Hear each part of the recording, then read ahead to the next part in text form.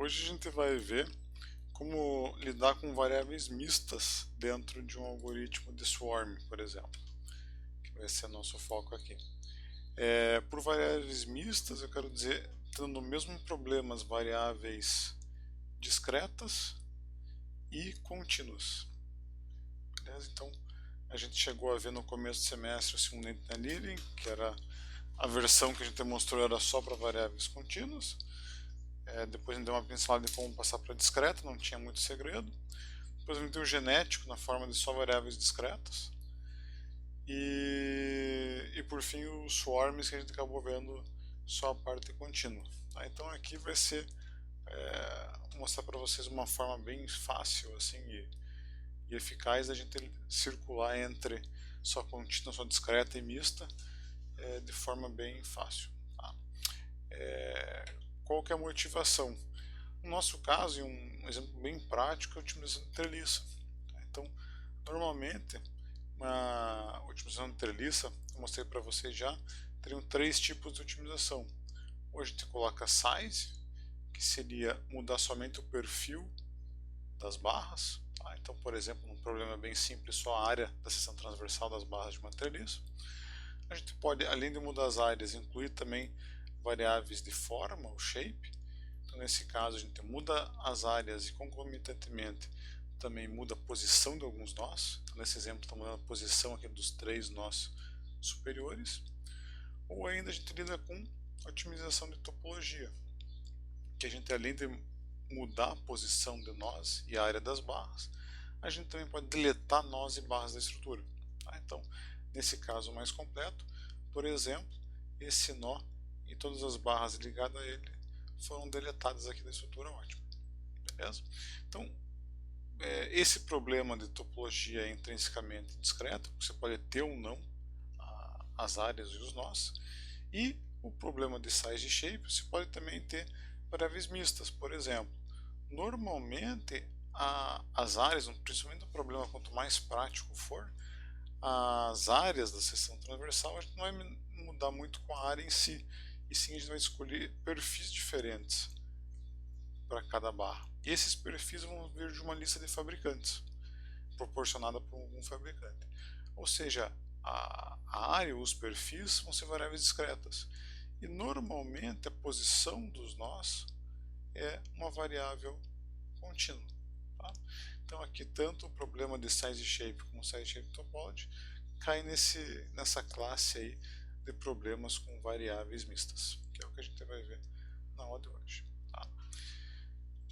Então, vamos tentar colocar o nosso problema de otimização de uma forma um pouquinho diferente. O que a gente vai querer fazer? Vai querer encontrar esse vetor x, o vetor de variáveis do projeto, só que agora vamos dividir ele em xcont de contínuo e xdisc de discreto. Tá? Então, as variáveis de projeto contínuas podem pertencer lá a um espaço R qualquer com dimensão ncont. Tá? Então, é dimensão ao número de variáveis de projeto contínuos. E as variáveis discretas vão pertencer, ou elas só vão poder assumir valores que correspondam a esse conjunto discreto ômega delas. Beleza? Então, o resto do problema fica igual. Vamos querer minimizar uma função f, sujeita a restrições, por exemplo, aqui de desigualdade, só que agora os bounds são tratados de forma diferente. Para as variáveis contínuas, fica do jeito que estava anteriormente. E para as variáveis discretas, agora os bounds vão a gente perde a noção de bound, e sim, elas só vão poder assumir esses valores A1, A2, até a dist discretos aqui dentro, que estão dentro do lado do nosso conjunto ômega. Beleza? Então esse problema é chamado aí problema com variáveis mistas, e é o que a gente vai ver aí na aula de hoje. Tá? Como é que a gente vai resolver? Vamos primeiro ver como é que ficaria o nosso problema da viga com essa cara. O que a gente vai fazer? Vamos arbitrar aqui, por algum motivo, a máquina que a gente consegue utilizar lá para fazer os nossos dois transversais, ele consegue cortar o nosso perfil com uma largura B qualquer, entre aí 10 e 50 centímetros, só que a altura tem valores pré-definidos, tá? Que vão pertencer ao nosso conjunto ômega. Tá? Então, no nosso caso aqui, a altura da nossa seção transversal só vai poder assumir um desses 5 valores. Beleza? Então, nesse caso aqui, a gente tem um problema de variáveis mistas. A gente quer encontrar um A, um B nesse intervalo contínuo e encontrar um A nessa lista aqui discreta que minimize nossa função f, que é o volume da estrutura, sujeita a 2 restrições, tanto a restrição de tensão máxima ser menor que a tensão admissível do material, quanto a relação entre a altura e a base da viga. Beleza? Então é esse tipo de problema que a gente vai lidar. Aqui eu não coloquei uma treliça, coloquei esse cara porque ele fica bem mais simplesinho, mais fácil de a gente enxergar aí um primeiro exemplo para a nossa aula. Tá? Então o que a gente vai fazer para resolver esse problema? Primeiro, as variáveis contínuas a gente deixa como elas estão, a gente não mexe nelas. Tá? Então o nosso algoritmo, como ele estava lidando com as variáveis contínuas, vai continuar lidando sem problema nenhum.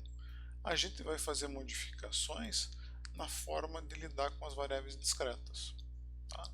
Então, como é que a gente, teoricamente, como é que a gente vai fazer essas modificações?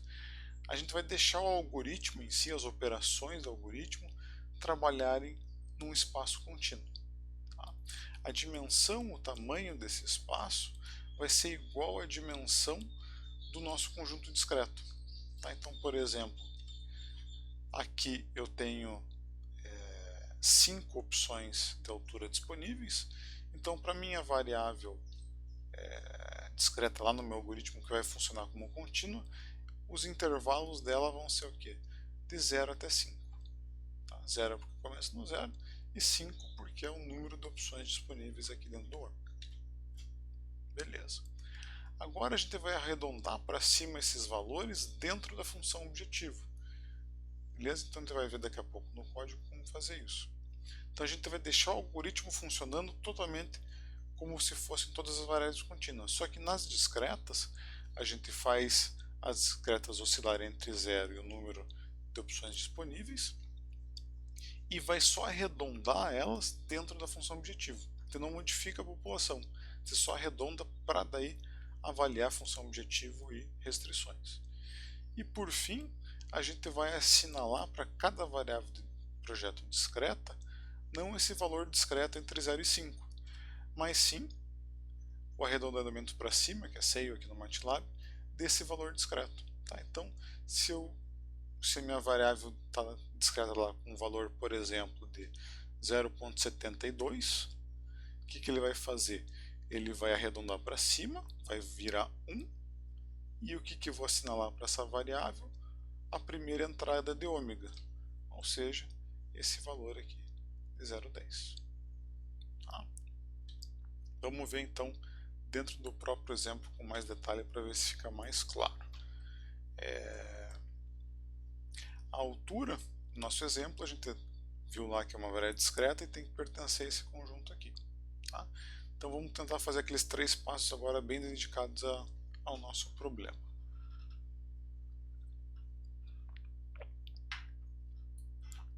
Então, como eu já comentei, a gente viu que no nosso ômega tem 5 valores disponíveis. Então essa aqui vamos dizer a dimensão do nosso conjunto discreto.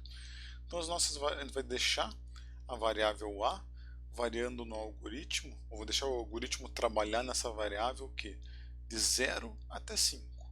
Beleza? Então o lower bound do A no algoritmo vai ser 0 e o upper bound vai ser 5. O que vai acontecer? Dentro da função fitness, a gente vai arredondar para cima o valor que a variável chega lá e vamos colocar o valor real, ou seja, de execução, que a gente vai chamar a função objetivo, e as restrições, vamos arredondar para cima esse cara e puxar esse valor arredondado lá do ômega. O que a gente está fazendo aqui? Notem, para o algoritmo ele só enxerga isso aqui. Então para o A ele vai variar de 0 até 5. Se um número cair entre 0 e 1, seja 0,2, 0,3 ou 0,95, o que ele vai fazer? Vai arredondar para cima, ou seja, vai virar 1. Se ele virar 1, ele vai pegar esse 0,10 para assinalar para a variável. A ideia é, se a nossa variável contínua lá do algoritmo cair entre 0 e 1, ele vai pegar esse cara. Se cair entre qualquer coisa um pouquinho acima de 1 e 2, ele vai pegar esse cara. E assim por diante. Caiu entre 2 e 3, 3 e 4 e 4 e 5. Então a gente tem um intervalo de probabilidade dele cair em cada um dos nossos integrantes do conjunto discreto iguais. Então a gente tem o mesmo comprimento, aqui vamos dizer, entre 0 e 1, entre 1 e 2 e assim por diante. Beleza? Com essa pequena modificação, a gente consegue resolver o problema de forma bem simples e com a mínima interferência no nosso código. Tá? Vamos tentar ver isso dentro do código para ver se fica melhor de entender. Tá? Então, o que foi feito de modificação nesse código aqui? Essa parte é bem o que existia, a população, parâmetro do swarm, penalização, número máximo de iterações. Aqui eu estou resolvendo o problema 8, aquele problema da viga, que a gente tinha enolado. A única coisa que eu tive que fazer é criar o conjunto discreto ômega. Então notem que aqui dentro do ômega está exatamente os caras aqui, que são as alturas disponíveis para a nossa viga. Beleza? Número de variáveis igual a 2, eu tenho o B e o A. Qual que é o lower bound de cada variável? Lembrando que o x1 é a base, ou seja, o lower bound dele vai ser 0,10 e o upper bound vai ser 0,50, que são os valores lá que a gente definiu quando fez o problema, lower bound e upper bound do x1. Agora vamos ver o que está acontecendo para o x2. O x2 é então a altura. O que a gente vai fazer aqui? Vai deixar o algoritmo variar entre 0, já vou explicar o porquê não ser exatamente 0, e a dimensão, o número de alternativas possíveis no nosso conjunto discreto.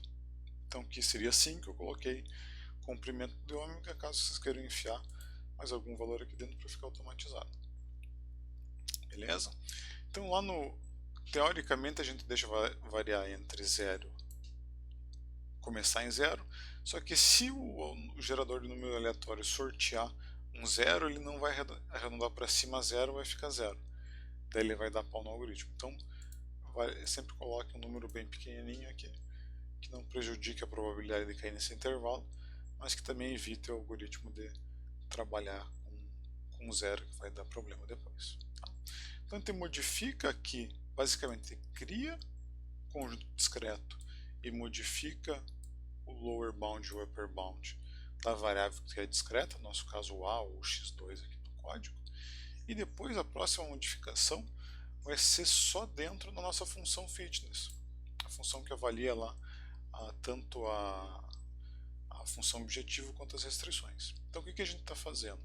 Antes o nosso fitness aqui entrava esse G, que é a população, e a gente, para cada linha do G, pegava o indivíduo e avaliava a função objetivo.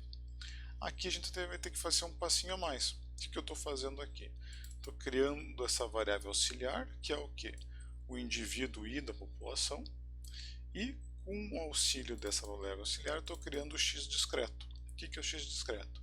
A primeira entrada do AUX, que é a nossa base, é ele mesmo, que é o valor da base que está contínuo normalmente, e a segunda entrada é a altura, que pertence ao conjunto discreto. Então, para a altura, eu não vou poder pegar diretamente o AUX2, vou ter que pegar o quê?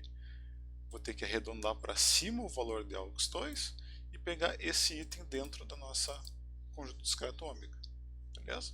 Então, com isso, eu vou ter o quê?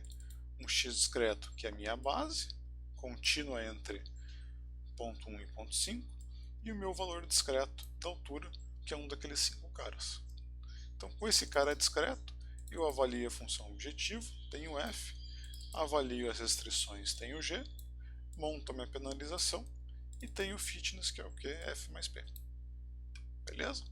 Então, a única modificação que tem que tomar cuidado é fazer essa conversão aqui para valores discretos dentro da função fitness para aquelas variáveis que são discretas. Beleza? Fora isso, não precisamos modificar mais nada no algoritmo. Se a gente voltar para o conjunto, para a rotina principal, o resto dela fica exatamente igual. E lá no final, eu refiz a transformação para a gente ter o xopt, o resultado, como um valor discreto final. Beleza? Então vejam que assim, a interferência do código foi mínima, porque a gente criou esse cara e acertou os bounds, que acabam sendo dados de entrada do algoritmo, e mexeu lá dentro da função fitness, que também não causa grande problema. Então a gente conseguiu aqui, vai conseguir resolver um problema com variáveis mistas, sem mexer no código extensivamente. Beleza? Então se vocês rodarem esse cara, vamos colocar aqui para segurar, ele deve dar um resultado bem parecido com o que vocês tinham lá para acharam com o fmincon. Então lá 0.12.5.05. Tá aí o resultado ótimo. Beleza? Essa é a ideia da modificação. Querem fazer perguntas, comentários? Professor, eu quero fazer uma pergunta, Vanderlei. Fala. Por exemplo, o senhor fez aí o RAND com números contínuos, né? O gerador pseudo-aleatório aí. Se eu quisesse, por exemplo, usar um gerador de números inteiros, eu poderia também servir? Poderia. A outra solução para o mesmo problema seria você fazer você mudar exatamente essa linha aqui, a forma que ela perturba cada indivíduo. Então você tem que criar uma perturbação para variáveis contínuas e uma perturbação para variáveis discretas e acertar isso no código aqui. Mas funcionaria da mesma forma. Beleza, professor, obrigado. Nada. Aqui teria essa noção de distância entre os indivíduos, né? Então teria que usar alguma outra coisa que não fosse a divisão de um para o outro, ou simplesmente só usar a perturbação. Tem que começar a pensar, assim, tem que começar a criar, ele cria mais problemas, adaptar de contínuo para discreto ou de discreto para contínuo um código por outro. Mas eu pensei só em trocar lá, só uma ideia, né? Trocar lá o RAND que o senhor colocou, deixar ele em vez de contínuo para fazer o SEIO, usar o RAND inteiro, o RAND-I do programa. Era mais essa pergunta. Será que pode?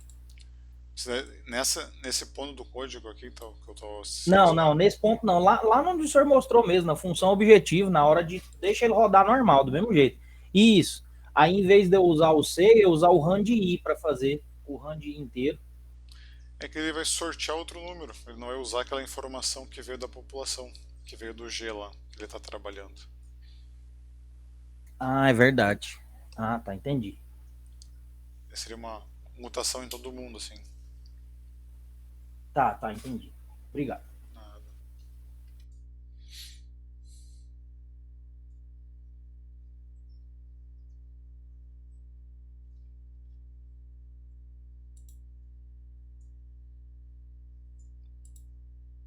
Mais perguntinhas, pessoal?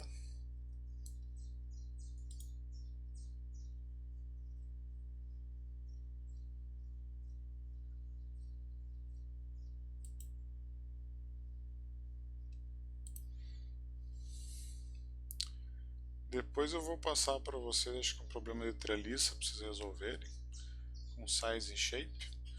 Mas para treinar, se vocês assimilaram o processo, sugeri como exercício se resolverem a função de Shekel.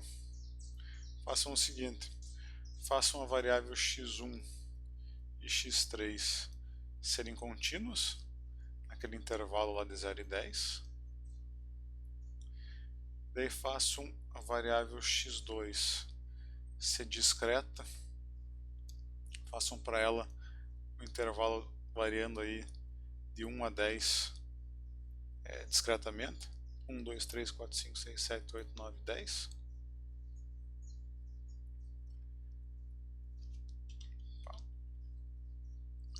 E façam a x4 ser discreta também, só que num intervalo menor. Coloquem para ela, sei lá, 0, 1, 3,72, 4 e 9,8.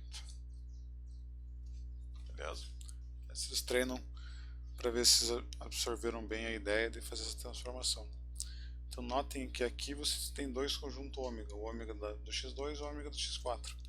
E tem só que adaptar esse caso para o código vigente. Que é normal num problema de otimização estrutural você ter mais de um conjunto diferente para variáveis. Então, por exemplo, às vezes tem um caso em otimização de pórticos, às vezes tem um conjunto de perfis para vigas e outro para pilares.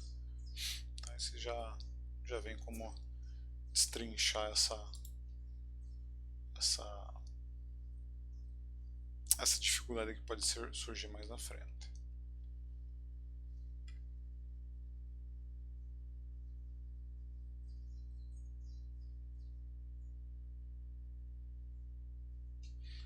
Mais alguma perguntinha da aula?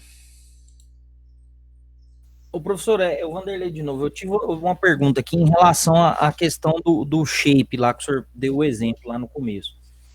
Quando vai fazer a otimização lá que você vai deixar a coordenada com uma variável contínua, por exemplo, nesse exemplo da viga aí que o senhor está deixando aí, sei lá, eu fosse um elemento de chapa, por exemplo, né, igual tá aí a treliça, eu fosse permitir essa mobilidade de nós.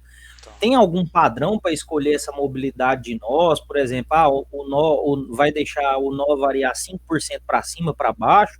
Não tem isso? Ou como é que o senhor faria isso? Como é que é a sua experiência disso? acho que depende mais das limitações geométricas que você tem no teu problema prático lá. Então, por exemplo, se não tiver um problema de torre, você vai ter que algumas distâncias que você vai ter que obedecer, dadas por norma, por exemplo, construtiva, que você não consegue, que te limitam essa variação. Normalmente vem assim de limitação prática construtiva, o quanto você vai deixar oscilar ou não. Normalmente facilita teu problema você não deixar os nós se cruzarem. Então, nesse exemplo simples aqui, o que seria, para não zoar muito o problema, o que a gente fez, ou o que o pessoal que propôs o problema fez? É deixar esses caras oscilarem da posição inicial até uma quantidade para baixo e uma quantidade para cima. O quanto para cima, daí depende da limitação construtiva, o quanto para baixo, é que não faça um nó se engolir o outro aqui, seria essa a ideia.